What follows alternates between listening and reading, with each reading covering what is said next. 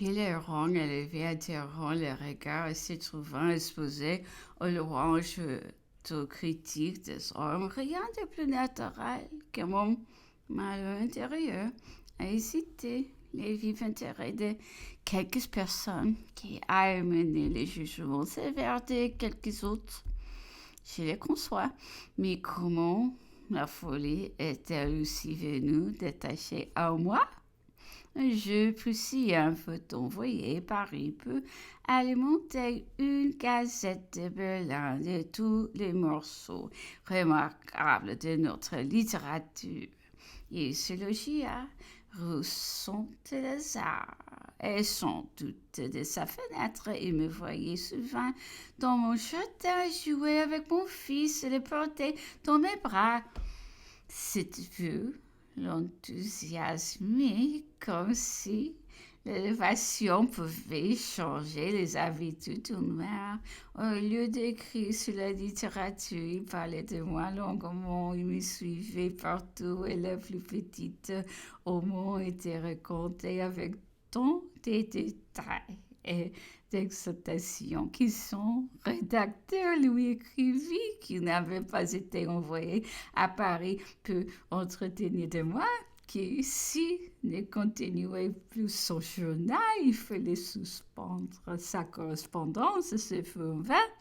La tête de ce jeune homme lui parut tellement troublée qu'il en prévint sa famille. On l'envoya chercher. Il était fou. Mon chevalier d'Arsac, émigré, rentré, m'a suivi constamment pendant 6 années, aux promenades, aux spectacles, à la maison. Il était partout sur mes pas. Un jour, il arrêta le consul pour lui remettre une pétition dans laquelle il lui demandait sa belle-fille en mariage. Une autre fois, quand j'entrais la première dans la voiture, au lieu de me voir suivi de ma mère, j'ai vu cet homme qui les valait des pieds retirés par son avis. Quelque temps, on les prit pour un espion. Il n'était que fou, conduit à Charenton. Les médecins déclareront que sa seule folie était de me croire sa femme en Dieu et de m'écrire continuellement.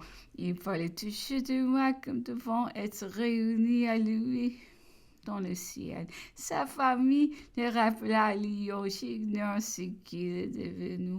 Un monsieur de livrée avait fait peindre un tableau représentant une femme, les mains étendues sur sa poitrine, les ongles de main étaient d'une grandeur démesurée. Il avait juré de n'épouser que le modèle dont les belles mains ressembleraient à ce tableau, et il envoya ce portrait à ma mère pour me l'offrir comme ayant rencontré ce idéal. Cependant, sa manie n'alla pas jusqu'à demander cette main qui cherchait toujours à voir lorsque j'étais au spectacle.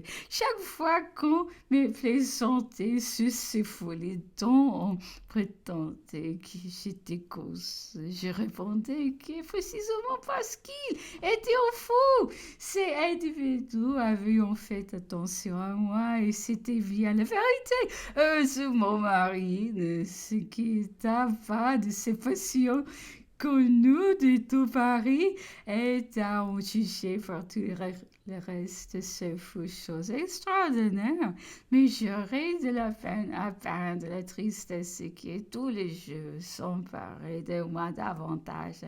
L'idée que je n'avais pas l'estime de mon mari, moi, et qui ce sentiment avait toujours été si nécessaire, me donnait quelquefois un désespoir qui bientôt faisait place au désir de conquérir de que je me croyais Dieu.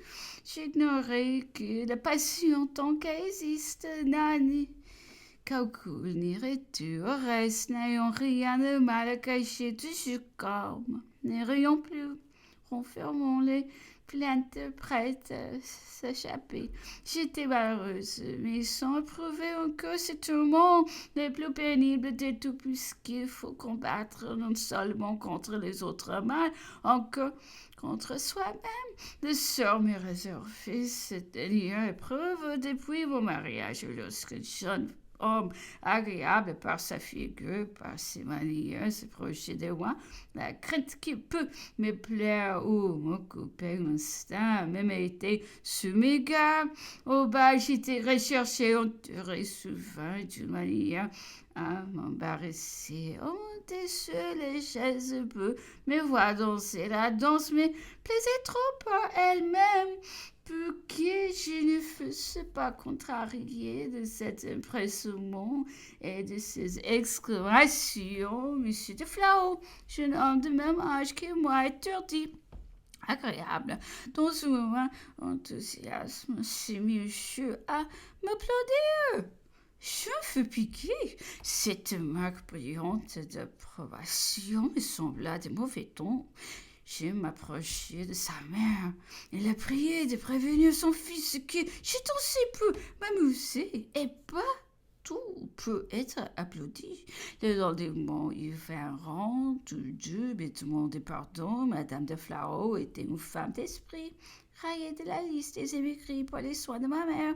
Elle nous était fort attachée. Son fils avait embrassé l'état militaire à 15 ans. Mon mari l'avait placé dans son régiment, le protégeait beaucoup. Ensuite, Murat les pris peu était quand il était reçu familièrement dans nos maisons et sa légèreté malgré ses talents et son extérieur prévenant ne me l'avait fait remarquer que comme un jeune homme agréable, mais pas du tout dangereux. Il venait souvent voir mon mari et croyait me devoir une visite en sortant. Comme je mis à m'occuper le matin, souvent je le refusais, excepté lorsque je prenais ma leçon de chant. Ayant le même maître, nous chantions ensemble de doux. Une fois qu'on me l'annonça, je le croyais dans mon antichambre. J'ai dit avec un peu de mur, répondit que je ne reçois pas. Il était derrière le valet de chambre, m'entendit. Je fus confuse, je cherchais à m'excuser, mais son air chagrin me frappa, et il semble qu'on redoute davantage de causer au moment de ceci à un homme qui rit toujours. Tout à coup, il cessa de paraître chez moi. J'ai cru que mon impolitesse en était cause. Comme il ne me plaisait pas, c'était bien évident. Je ne me fis aucun scrupule de le rechercher et de détruire une fâcheuse impression sur mon compte. Je le rencontrai chez Caroline, où je lui fis des reproches polis. Il y répondait en assurant être venu chez moi et ne me voir pas trouver. Je ne vis là qu'une défaite peu mon éclaircir. J'ai fait demander à mon portier la liste des personnes inscrites. Son nom s'y trouva en effet très souvent. Je n'y comprenais rien, les énigmes occupant tant qu'on ne les a pas deviné. J'ai voulu savoir le mot de celle-ci et j'ai découvert enfin que mon mari, sans en rien dire, avait donné l'ordre de ne pas laisser entrer ce jeune homme. Ces jalousies me parut encore plus bizarre que les autres. Un jeune homme si peu fait peut me plaire puisqu'il ne me paraît que léger, auquel je fais même des impolitesses. Mais lui va me croire fausse, coquette peut-être, car je l'engage à venir à ma porte, lui est toujours fermé. Il est pénible de donner mauvaise opinion de soi, c'est fermé, préoccupé. Enfin, à un bal, pendant le souper, il vint derrière ma chaise et me fit plaints d'avoir été renvoyé au moment où d'autres entraient avoir reçu une humiliation curée. Dieu lui épargnait l'ancien attachement de sa famille pour la mienne. J'étais Embarrassé, j'ai cru le consoler. Oh, Louis, disons, ce n'est pas ma faute, mais je vous en prie, ne venez plus. Je sentis bien vite mon imprudence, car avec l'expression qui m'étonna, il s'écria qu'il était heureux que la défense ne vint pas de moi. Et il ajouta avec une sensibilité touchante, vous ne me verrez plus, car il était que je pourrais être la cause d'une peine pour vous, mais serait insupportable.